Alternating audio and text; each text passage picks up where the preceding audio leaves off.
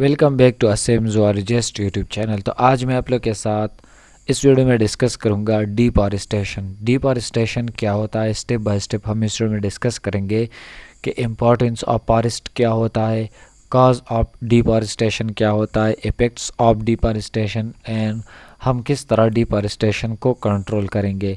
तो step by step हम इस वीडियो में डिस्कस करेंगे। क्लास 9 बायोलॉजी है, तो चले शुरू करते हैं। डिफॉरेस्टेशन डिफॉरेस्टेशन क्या होता है? Deforestation refers to the unwise and unplanned removal और डिस्ट्रक्शन ऑफ ट्रीज। इसे क्या कहते हैं? डिफॉरेस्टेशन। अगर सिंपली मैं कहूँ the clearing of forest is called deforestation, ये भी हम इस तरह डिफाइन कर सकते हैं। तो हम बग़ैर किसी मंसूबे से कोई जितने भी ट्रीज़ होते हैं ये रिमूव करते हैं या डिस्ट्रॉय करते हैं, ये डिफॉरेस्टेशन में आते हैं। इम्पॉर्टेंस ऑफ फॉरेस्ट की अगर हम बात करें कि फॉरेस्ट के क्या इम्पोर्टेंस है, फॉरेस्ट और क्रूशियल फॉर वेरियस रीज़न के लिए ये इम्पॉर्टेंट होते हैं ये फॉरेस्ट। इसमें सबसे पहले अगर इम्पोर्टेंस की अगर हम बात करें, जिस तरह ऑक्सीजन प्रोडक्शन ये फॉरेस्ट करते हैं, मतलब ट्रीज करते हैं। फॉरेस्ट एक is a natural factories for oxygen production. Oxygen production जो है ये भी इम्पोर्टेंस है ऑफ फॉरेस्ट।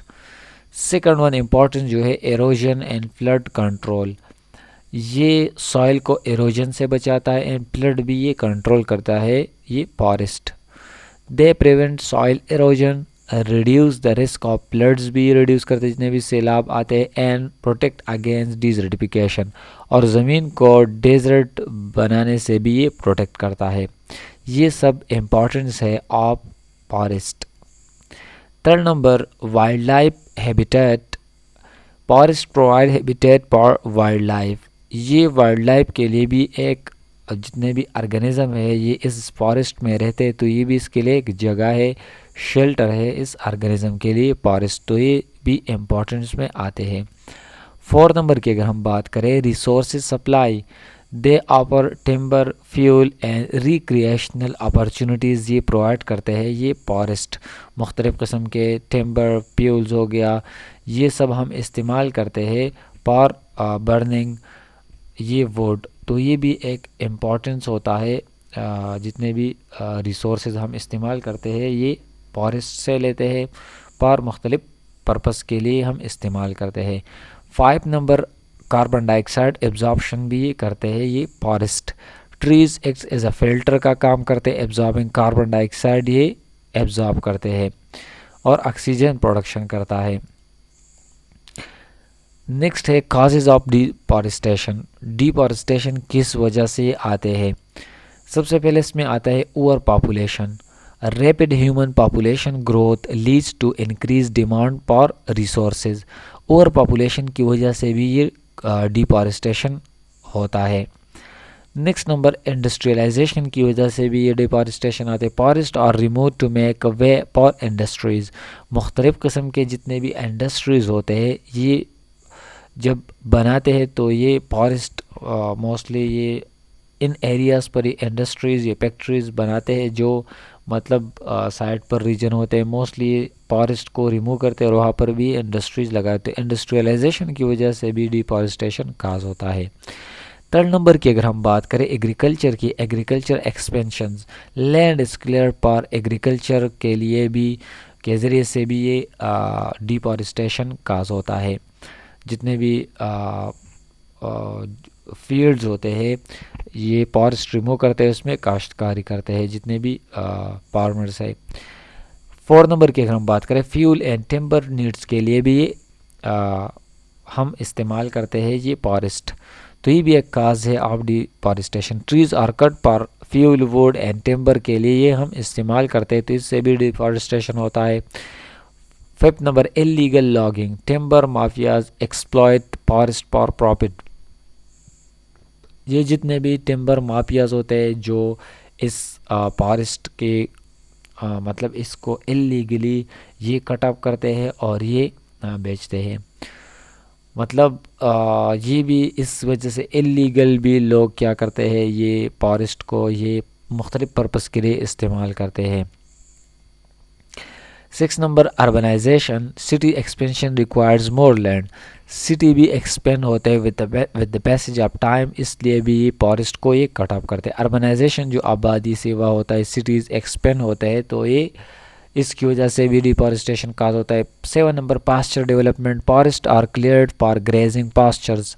अब ऑर्गेनिज्म के लिए जिस तरह मुख्तलिफ ऑर्गेनिज्म के लिए ये ग्रेजिंग एरिया प्रोवाइड करते हैं, तो वो भी फॉरेस्ट को क्लियर करते हैं और इस रीजन में ये ग्रेजिंग एरियाज़ बनाते हैं, वहाँ पर मुख्तलिफ़ किस्म के ऑर्गेनिज्म ग्रेजिंग करते हैं। मतलब एक हमवार एरियाज उसके लिए बनाते हैं चरागाह। तो इसमें ये जितने भी ऑर्गेनिज्म होते हैं, जिस तरह काव हो गया, बफेलो, गोट, शीप, इसके लिए ग्रेजिंग एरिया बनाते, तो इससे भी डिफॉरेस्टेशन काज होता है। 8 नंबर मेडिसिनल यूजेस के लिए भी डिफॉरेस्टेशन काज होता है। Some plants are collected for their medicinal values के लिए कलेक्ट करते हैं, तो इसी वजह से भी ये डिफॉरेस्टेशन काज होता है। 9 नंबर नेचुरल काजेज़। अब नेचुरली भी ये सब मैन मेड है और ये नेचुरल कौन कौन से रिसोर्सेज की वजह से होता है। इस तरह वॉल्केनिज्म, वॉल्केनो एरप्शन जिस तरह होता है, इसकी वजह से भी डिफॉरेस्टेशन काज होता है। फ्लड्स की वजह से, सैलाब, फायर्स की वजह से, अर्थक्वेक्स की वजह से, storm can also destroy forest. ये तेज़ हवाएं, गैल, ये सब की वजह से भी ये फॉरेस्ट डिस्ट्रॉय हो सकते हैं। 10 number dam construction and urbanization contribute to deforestation. अब जिस तरह डैम बनना हो गया, सड़क, ये सब अर्बनाइजेशन, ये इसकी वजह से भी ये डिफॉरेस्टेशन काज हो सकता है। अब इसके असरात, इफेक्ट्स ऑफ डिफॉरेस्टेशन कौन कौन से हैं। फर्स्ट नंबर है रिड्यूस रेनफॉल। अगर एक मुल्क या एक एरिया में डिफॉरेस्टेशन रिड्यूस होता है तो ये कम होता है, या इसके जो असरात होते हैं, ये बारिश है वहाँ पर बहुत कम होगी। सेकंड नंबर सॉइल जो है वो एरोजन होता है, जिस तरह स्लाइडिंग हो गया, ये सब इफेक्ट असरात होता है डिफॉरेस्टेशन की। Third number habitat destruction, organism के मुख्तलिफ हैबिटेट जो है वो भी डिस्ट्रॉय होते हैं। फोर्थ नंबर डिजर्टिफिकेशन, डेजर्ट वहाँ पर बनाते, मतलब फार्मेशन ऑफ डेजर्ट वहाँ पर होता है जिस एरिया से ये डिफॉरेस्टेशन होता है, जिस एरियाज़ में। फिफ्थ नंबर फ्लडिंग उस एरिया में आता है। ऑक्सीजन डिफिशिएंसी आता है। स्पीशीज़ एक्सटेंड होता है डिफॉरेस्टेशन की वजह से। ग्लोबल वार्मिंग आता है, एंड ग्लोबल वार्मिंग ज़मीन के जो हरारा होते हैं वो इंक्रीज़ होता है। रिड्यूस वेजिटेशन, मुख्तलिफ़ किस्म के प्लांट्स रिड्यूस होते हैं। And climatic change and biodiversity loss भी होता है, ये इफेक्ट्स ऑफ डिफॉरेस्टेशन।